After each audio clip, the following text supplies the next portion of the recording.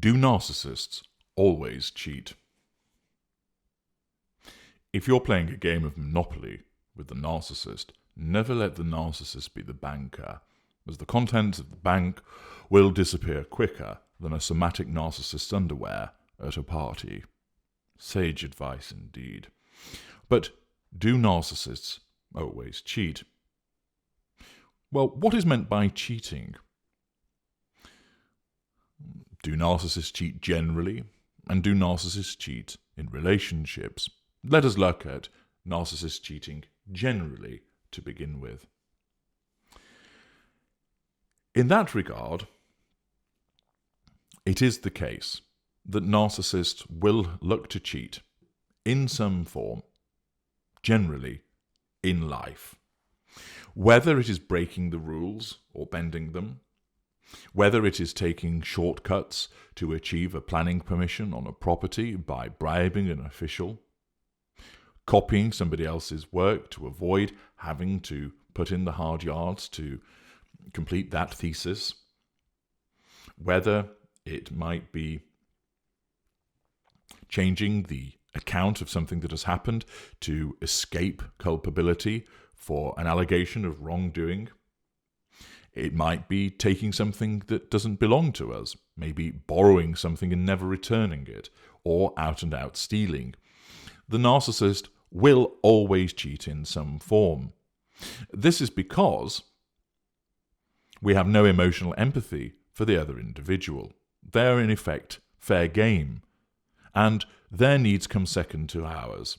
Our narcissism, seeking those prime aims, built on a foundation of a huge sense of entitlement to do what we want, how we please, whenever we choose, and in whatever manner is appropriate, alongside our lack of accountability, the absence of culpability, the absence of guilt and remorse and conscience, the fact that we don't recognize boundaries, means that what is yours is ours, that if we need to take that shortcut, then it will be done. If we don't need to declare something that we've done as we pass through customs, we won't. That we will acquire the endeavours of somebody else and pass them off as our own. We'll cheat at exams. We'll cheat at interviews. We'll cheat at job applications. The narcissist will seek out, either consciously where greater or ultra, or unconsciously where lesser or mid-range, the shortest route to getting those prime aims. So gaining the job means asserting control over the employees of the company. To acquire fuel by way of their response, to acquire fuel from people praising the narcissist from getting the job or the promotion, and of course the residual benefits of a higher status of title, more money, executive perks, etc. Those things are ours, and we are entitled to them, and therefore accordingly, our narcissism is designed through the assertion of control, the gathering of fuel, etc., to enable us to do that effectively. And that means the narcissist will cheat. The rules don't apply to us. Now, of course, there are some narcissists who are blatant in those behaviours. The individual that will put his hand in the tip jar and take the money out and brazenly stroll out of the bar. Likely to be a middle lesser or lower lesser, acting in such a brazen manner. Mid-rangers, of course, they have a facade to keep up, and therefore the cheating that they engage in is in a much more hidden way. The narcissism needs to assert control, so causes them to cheat in whatever form it takes, but at the same time has regard to the presence of the facade, and does not, unless absolutely necessary, look to damage that facade, because of course that would create problems with controlling a whole host of people who make up that facade: friends, family, colleague. So, a narcissist, in order to achieve a residual benefit, may submit a false expense claim. But he does so in a crafty manner, not because he's planned it as a mid-ranger, but rather because his narcissism in that instance determines we need to get more money, therefore we will fabricate an expenses claim, but do it in a way that has plausibility, So that drive to Tulsa, we'll say we did it twice rather than once. There is a customer out there, nobody's going to check, and they have seen this appear on the expenses claims before, so nobody's going to question that. The narcissist has cheated. He gains the residual benefit, but he does so in a manner which is not immediately detectable without further forensic examination. He does so in a hidden down-low method. The greater narcissist, of course, will similarly cheat, but on a grand scale, utilising misdirection, utilising the huge resources at his or her control to perpetrate a mass fraud upon people, and with charm and convincing explanations, do so in a very convincing manner. Of course, all planned, by nature of it being that type of narcissist. So, narcissists, of course, cheat generally across the whole spectrum of human interactions. But of course, what you really want to know is, do narcissists always cheat in relationships? The traditional view of cheating is physical, sexual infidelity. Being in a relationship with somebody, whether boyfriend and girlfriend, husband and wife, partners, and then having carnal relations. The old hanky-panky, the Ugandan affairs, the beast with two backs, doing the nasty with somebody else. So do narcissists always cheat in a physical way when they're in a relationship with somebody? Nearly always. During the golden period, we won't. You, when you're the intimate partner primary source, are not cheated on in the golden period. Why? You're painted white, gloriously pure white.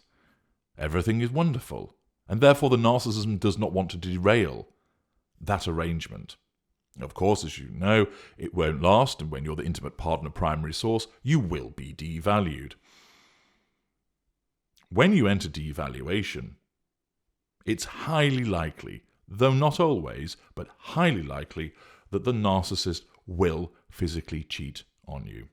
Why? Well, of course, we have a sense of entitlement to do what we want. We have no emotional empathy for you, the person being cheated on, or the person that we're cheating with, that they're not getting a proper relationship with us because we are in a formal relationship of husband and wife with somebody else. We don't recognise any boundaries. Therefore, we can go where we want and we can transgress them. We can interfere in somebody else's relationship if they happen to be married. But the biggest thing about it is sex, love and intimacy, as I have explained elsewhere, are mass weapons of seduction. There is no better way of getting somebody under our control than laying down the love lines, giving it a little bit of the old hide the sausage.